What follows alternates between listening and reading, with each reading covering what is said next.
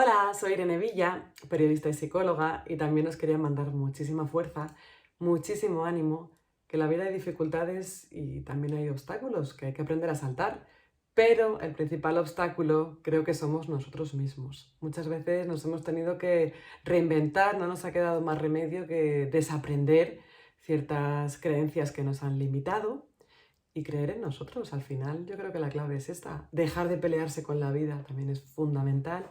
Y claro que hay retos y desafíos, en mi caso temas de salud, de operaciones para tener más calidad de vida, para poder caminar mejor, han sido las que, bueno, me han hecho atravesar ese túnel del dolor, que es inevitable, pero no quedarme en ese sufrimiento opcional, que significa pues transitar a veces la tristeza, la desesperanza, el miedo, pero no quedarte ahí, sino, bueno, adelante, siempre dando pasos hacia adelante, y también la vida te da recompensas. Por supuesto que ha habido muchos triunfos a nivel deportivo, a nivel familiar también, con mis 3 hijos. Esto ha sido, yo creo, la mayor recompensa que la vida me tenía deparada. Y luego, pues, sobre todo el no tirar la toalla jamás, porque muchas veces hemos tenido que aprender a empezar de cero, aprender a vivir de nuevo y sacar una nueva versión de uno mismo, ese nuevo yo que no sabíamos ni que teníamos,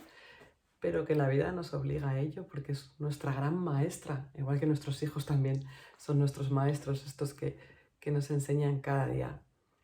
Y sobre todo, dejar de ser inflexibles con nosotros mismos. Yo creo que a veces nos auto boicoteamos de la forma más dañina y bueno, pues seamos más flexibles, seamos más, pues sobre todo comprensivos con nosotros y dejemos de pelearnos con la vida. La aceptación creo que ha sido un paso fundamental, y la resiliencia, que es la capacidad que todos tenemos de mantenernos inquebrantables, pase lo que pase.